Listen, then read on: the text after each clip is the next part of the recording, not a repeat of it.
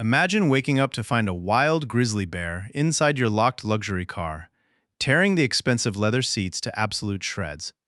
It was all caught on a home security camera, a terrifying silent beast ruining a $100,000 machine in the dead of night. It seemed like a tragic, unavoidable act of nature, but when investigators took a closer look at the video footage, they noticed a single chilling detail that changed everything. What did they see on that tape? And how did a simple animal attack trigger one of the most bizarre criminal investigations in California history? Our story begins in the wealthy mountain town of Pine Ridge, California, in January 2024. Pine Ridge is a place of beautiful pine trees, cold mountain air, and very expensive houses. It is also a place where rich people park their luxury cars in their long driveways. Arthur Artie Vance loved the luxury lifestyle. He loved expensive clothes, fancy dinners, and most of all, he loved his shiny silver luxury sedan. The car was a masterpiece, worth more than most people made in a year. But Artie had a very big problem.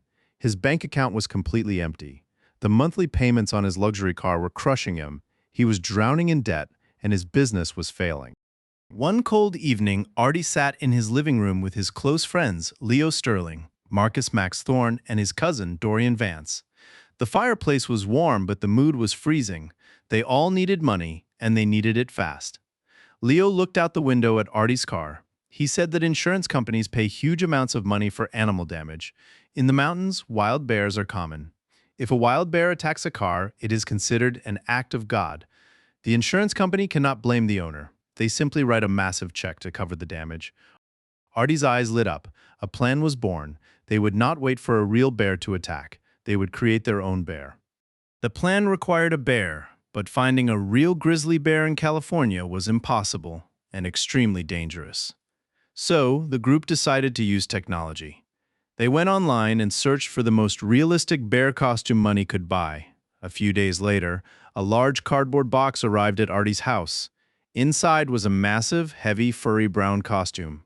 It had a big, scary bear head with fake plastic teeth, thick brown fur, and most importantly, metal kitchen claws attached to the paws. The claws were sharp, designed to look like a wild beast's weapons. There was only one problem. The costume was hot, extremely heavy, and smelled like cheap chemicals. Someone had to wear it. Artie and Leo looked at Max. Max was the smallest and thinnest of the group. He was the only one who could fit inside the tight suit. Max refused at first. He hated tight spaces and got hot very easily, but Artie promised him a large share of the insurance money. Max finally agreed. The next night, they held a rehearsal in Artie's living room. Max put on the heavy bear head. He stumbled around, hitting the coffee table.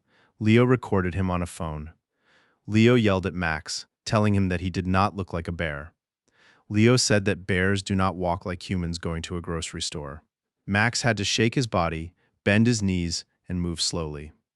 Max growled in frustration inside the hot mask, sweat pouring down his face.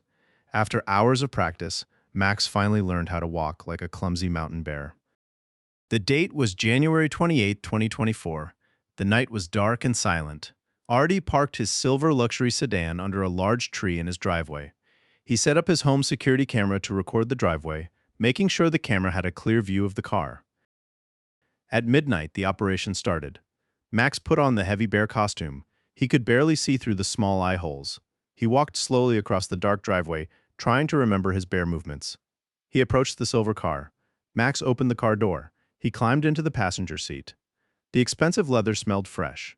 Max took his metal claws and began to rip the leather. He tore the seats, the dashboard, and the door panels. He threw garbage around the inside of the car. But then disaster struck.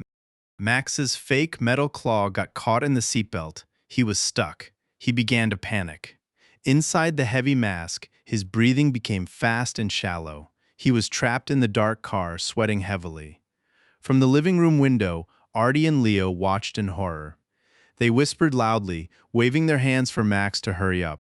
Max pulled with all his strength, finally ripping his claw free. He climbed out of the car, closed the door, and slowly waddled back into the darkness. But they did not stop there. The group was greedy. That same night, they repeated the process with two other luxury cars owned by Leo and Dorian, a midnight blue SUV and a luxury van. Max was exhausted, his body ached, and he was covered in sweat. But the work was done. 3 luxury cars were destroyed inside. The next morning, Artie called his insurance company. His voice shook with fake fear. He told the agent that a wild bear had come down from the mountains, opened his car door, and ruined the entire interior. He sent the security camera video as proof. At first, the insurance company was ready to pay. They looked at the dark, grainy video. It showed a dark, furry figure entering the passenger side of the car, moving around and leaving. The damage inside the car was horrific. Deep claw marks were everywhere. The repair cost was estimated at tens of thousands of dollars. But then the case landed on the desk of Samantha Hobbs. Samantha was a senior investigator who had spent 20 years catching criminals. She did not trust anyone. Samantha watched the security video. She watched it once. She watched it twice. She watched it 10 times. Something did not look right. She noticed the way the bear walked. It did not move like a heavy wild animal.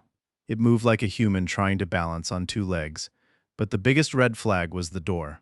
The bear walked up to the car, reached out its paw, and opened the door handle perfectly. Bears are smart, but they do not have human hands with thumbs. They do not open car doors with such smooth, perfect coordination. Samantha decided to call an expert. She sent the video to a professional wildlife biologist. She asked the biologist a simple question: "Is this a real bear?" The biologist looked at the video and laughed. The biologist pointed out that the physical shape of the animal was wrong. The fur did not move like real hair.